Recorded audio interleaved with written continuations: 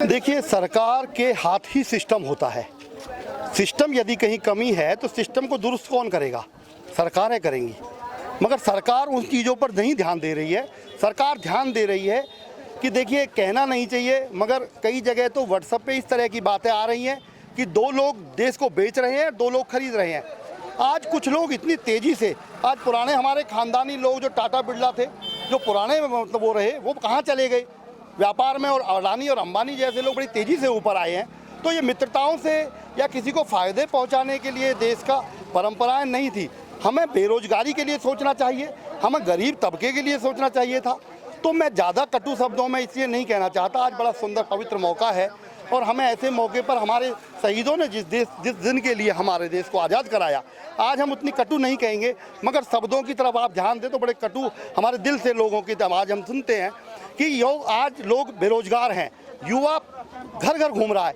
और इन्होंने जो योजनाएं लाए आज फौज के अंदर, कर्मवीर योजना जो आपने देखी, क्रांतिवीर कौन सी योजना जो आई है हमारी, उसके अंदर आप बेरोजगारों का मजाक उड़ा रहे हैं। देखिए सर, यार बीजेपी का तो ऐसा कहना है कि वो एक अच्छी योजना है, युवाओं को उनके उज्जवल भविष्य के लिए अच्छी। देखिए, उज्जवल भविष्य में आपने एक बंधुआ मजदूर बना दिया। जो व्यक्ति को, एक फौजी को आप 20,000, 30,000, 40,000 में बांधेंगे, एक फौजी को आपने कंडीशन में बांध दिया एक बंधुआ मजदूर की तरह। आप 1,000 रुपये रोज एक बंधुआ मजदूर का, एक कारपेंटर, छोटे छोटे आदमी लेके चला जाता है। एक देश की रक्षा कराना चाहते हैं आप 20-40 हज़ार में। जो तनख्वाहें आपने तय की, क्या आप देश के फौज के ऊपर वो पैसा नहीं खर्च कर सकते? तो देश रईस कहाँ है?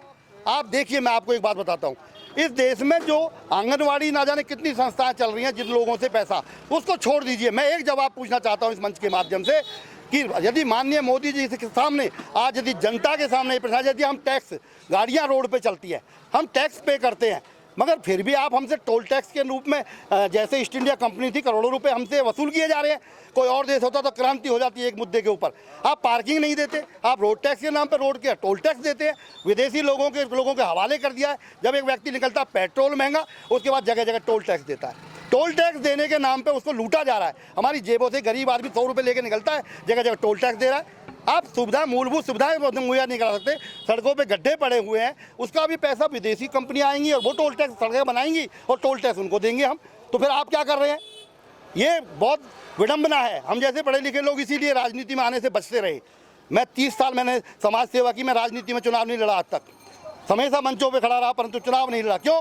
मुझे इस देश के सिस्टम से बड़ी कोफ्त रही इस मामले में कि आप लोग सिर्फ विरोध, जनता को बेवकूफ़ बना जा रहे हैं। सर, लोकतंत्र की बात करें तो आजकल एक मुहिम चलाई जा रही है, या जगह जगह बताया जा रहा है कि लोकतंत्र खतरे में है। लोकतंत्र जो है 4 स्तंभों पर टिका हुआ है।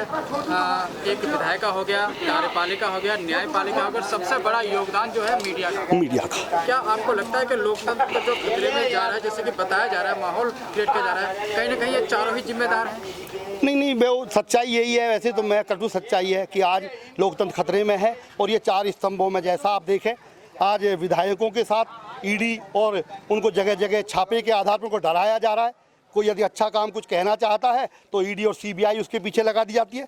मीडिया को डराया जाता है, मीडिया को डराया नहीं जाता, खरीद लिया जाता है। आज चैनल वो खबर देते हैं जिन खबरों पे आपको सत्ताधारी पार्टी, दिल्ली बड़ी सरकार, मैं नाम बार बार नहीं लूँगा, भारत सरकार, जिन चीज़ों पर यदि उनके चैनल बंद हो जाते हैं, नहीं तो उनको डराया जाता है। आज मीडिया बहुत खतरे में है। मीडिया सिर्फ वो बोल रहा है जिसको बुलाया जा रहा है। आप सुबह से शाम तक न्यूज़ देखिए, यदि एक भी कोई विरोध की बात करता है उसको काट दिया जाता है।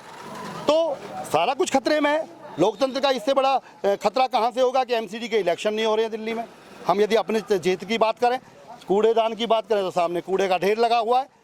हमारी आप बात देखें कि हम लोग अपने घरों से, अपनी सुविधाओं से आदमी किस तरह से जीवन जी रहा है, तो ये तो आपके सामने है। मैं तो इतना कहूँगा, जब तक पढ़े लिखे अच्छे लोग राजनीति में नहीं आएंगे और अपने घर भरने वाले लोग आते रहेंगे, जो इस तरह से पैसा, लोगों की, जनता का पैसा अपने पर्सनल इस्तेमाल के लिए लगते रहते हैं, तो ऐसे ही केस होते रहेंगे। तृणमूल कांग्रेस जो अपना, जैसे केरल में पैसे इकट्ठे करके करोड़ों रुपए इकट्ठे मिलते रहे, वो लोग इकट्ठे करते रहेंगे और खाते रहेंगे।